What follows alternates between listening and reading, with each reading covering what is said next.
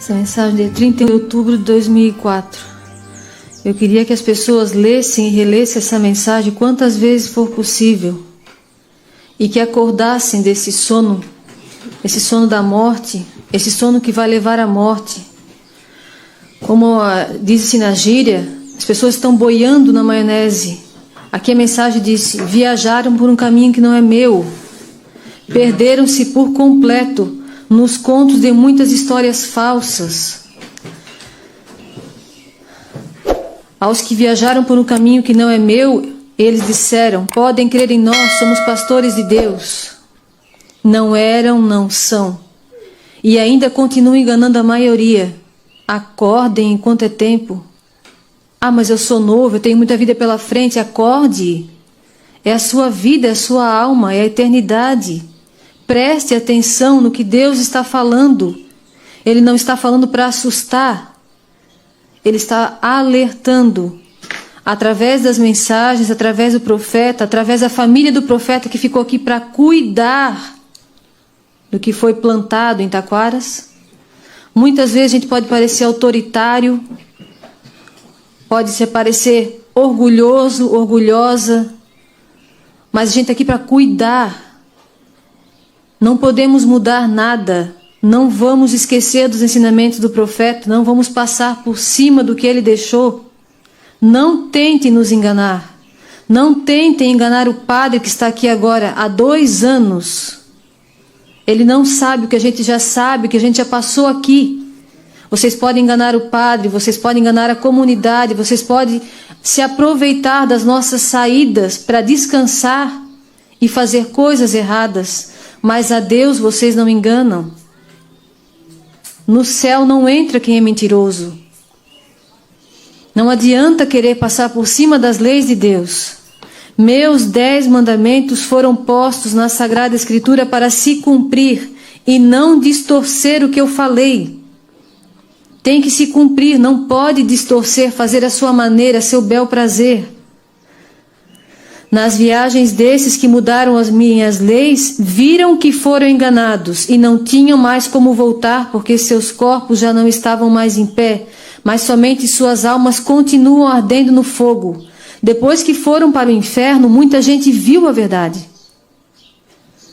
Mas aí já estava no fogo do inferno. E você que ainda não está lá, acorde, não faça isso. Não tente mudar os mandamentos de Deus. O pai pergunta: como pode um sacerdote estudar tanto e não conhecer bem os vossos ensinamentos, deixando de lado o certo pelo duvidoso? E Jesus responde: não são todos que têm olhos que podem enxergar a verdade. Não são todos que podem enxergar a verdade, mas a maioria está enxergando e não está aceitando. A verdade é essa. Estão vendo e não estão aceitando, porque não são humildes. Não querem voltar atrás da promessa que fizeram. E Jesus fala: o que Judas sentiu nas mãos quando pegou as 30 moedas de prata, esses irão sentir o mesmo pavor horrível e não poderão mais voltar, porque suas almas já foram vendidas. Se venderam. Essa é a mensagem que o profeta deixou escrita. E muitos padres aqui do nosso estado, do Brasil, mesmo lá do Canadá, quando o pai esteve, rejeitou, mandou botar fogo. Essa mesma mensagem está sendo proclamada nos telhados por pessoas que não conhecem o profeta, por pessoas que nunca ouviram falar dessas mensagens, que foram queimadas no Brasil, que foram jogadas no lixo pelos sacerdotes daqui. Agora, lá na Itália, em Assis, um penitente, um consagrado, um religioso que quer ser fiel a Deus, teve a coragem, teve a inspiração divina de gritar na praça. Isso que está na mensagem. Eu vi hoje de manhã, eu peço para o Cid colocar, ele é italiano, ele fala italiano, mas tem uma pessoa que está dublando o que ele está falando. Preste atenção, o que ele fala ali, essa semana, o que ele falou lá em Assis, na Itália, é o que está nas mensagens do profeta. Para vocês verem que não é só o profeta que falava isso. Que ele foi para o céu, mas a verdade está aqui. Para quem quiser ainda se arrepender, dá tempo. Pode colocar, Cid. Ao mundo, essa é uma igreja corroída de querer agradar ao mundo. Não é mais uma igreja ética. É uma igreja nem menos profética. Para falar da eternidade, é uma igreja midiática, naquilo que tudo se joga no consenso da mídia. Então, toda este disse que o Papa não, porque o Papa queria dizer, mas é claro, agora está tudo claro. Os fundamentos da fé católica foram sacudidas por uma onda comprida, começada no Concílio Vaticano II. E Assis, a cidade de Assis, ela participou, ela foi cúmplice disso. Ela foi cúmplice deste distanciamento da palavra de Deus e da tradição da igreja. Começou aqui mesmo, em 86, e se concluiu aquela jornada internacional de oração pela paz, em que todos os líderes religiosos do mundo a rezar para quem? Para cada um para o seu Deus, mas há somente um Deus. Não disse assim o Senhor, onde 2 ou 3 estiverem reunidos no meu nome, eu estarei no meio deles? E não em nome do pacifismo, não em nome, nem em nome desse humanismo, o nome digno de Deus. Ele veio sobre essa terra para tirar propriamente de fora de tudo isso, da homossexualidade. Ele morreu na cruz para nos tirar dos vícios que, se um segue, levará ao inferno eterno. Mas essas palavras não. Essas palavras parecem escandalosas e talvez elas são suscetíveis de serem denunciadas à polícia. Sim, esta é a tendência. Então, quem ama a igreja do Senhor, quem ama o Senhor, levanta a voz, mas sobretudo chore, faça penitência, porque quando chegamos a este ponto, há somente do que esperar uma intervenção de Deus. Ou a pessoa que fundou a minha comunidade, ele fez alguma profecia sobre a igreja. E dizia, em 1981 e depois em 1995, ele dizia, o Senhor ao Vaticano. Muito grande o meu luto e a minha desolação por aqueles dias de terror. Queridos pelo Senhor, o Senhor dos Exércitos, dia de terror no Vaticano. Escreveu ainda aos seus aliados se armam, guerreiros cruéis se colocam na tua porta. Toda proteção foi arrancada, ó casa de Pedro. Sim. Infelizmente, temos que esperar alguma coisa muito feia. É a nossa igreja. Mas vocês já não veem? As grandes igrejas, as catedrais que vão em chamas. O Senhor está perdendo. Está perdendo diversos santuários.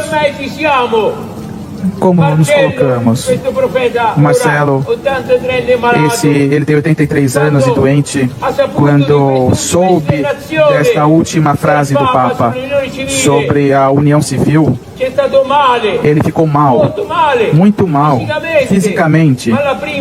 Mas a primeira reação foi: estamos no fim do mundo. A igreja não fala sobre isso.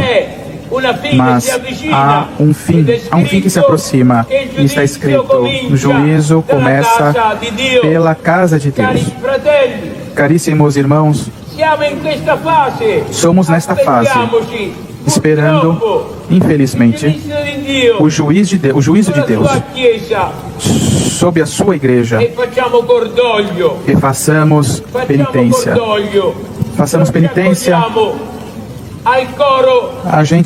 Que a gente não se reúna com o coro que deixa a perversão entrar na igreja. Não façamos parte disso. Chora, ó filha de Sião. Grande é o meu luto e a minha desolação por aqueles dias de terror que foram requeridas pelo Deus, o Senhor dos Exércitos. O que ele disse Não se reúnam com essas pessoas que vão deixar entrar a perversão dentro da igreja. Virá um castigo muito grande e começará pela casa de Deus. Façam penitência.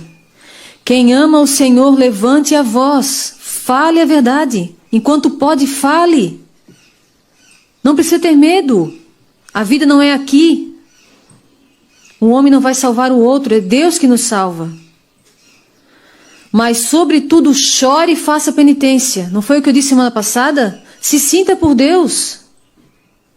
Se sinta por Deus. É a casa do teu pai.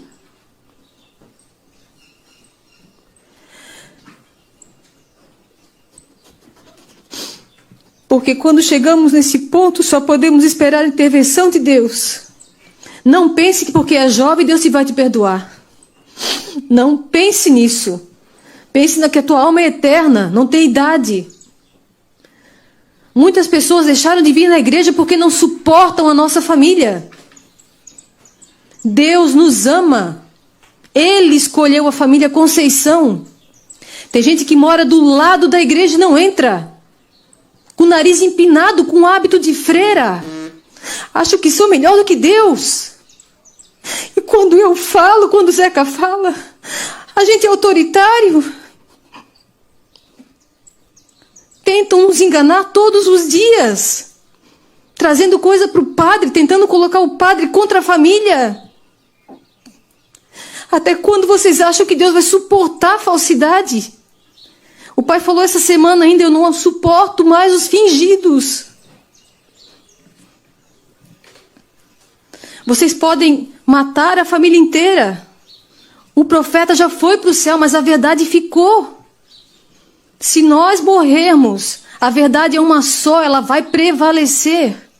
Não desafiem a Deus. Não se juntem com essa gente. Olha o que o profeta ali falou. Ele é um profeta também. Ele não conhece essas mensagens. E ele fala a mesma coisa que fala a mensagem. E vocês têm medo.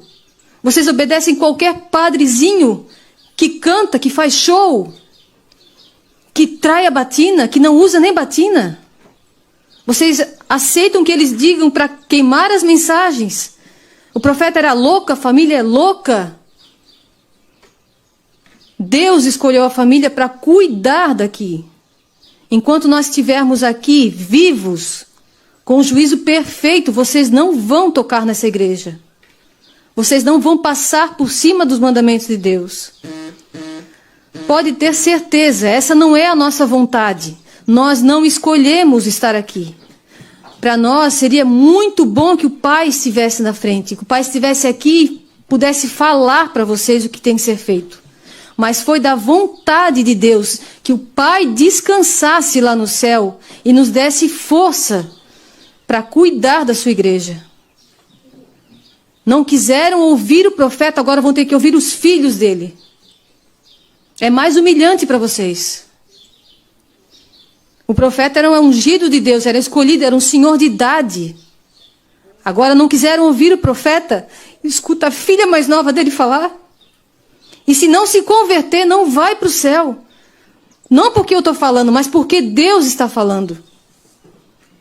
Se humilhem, reconheçam, ninguém é maior do que ninguém. Seja padre, bispo, ninguém é maior do que ninguém. Todos estamos no mesmo mundo, sob o mesmo pecado. E só Deus, só existe um Deus que vai nos salvar.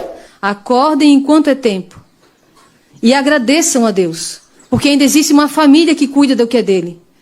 Está aqui pronto, disposto a brigar pelo que é dele. Acreditem nisso. Ainda há tempo, se convertam e não se prevaleçam da idade. Eu sou novo, eu sou velho. Todos têm juízo perfeito. Então pensem bem, a vida é uma só, escolham o certo.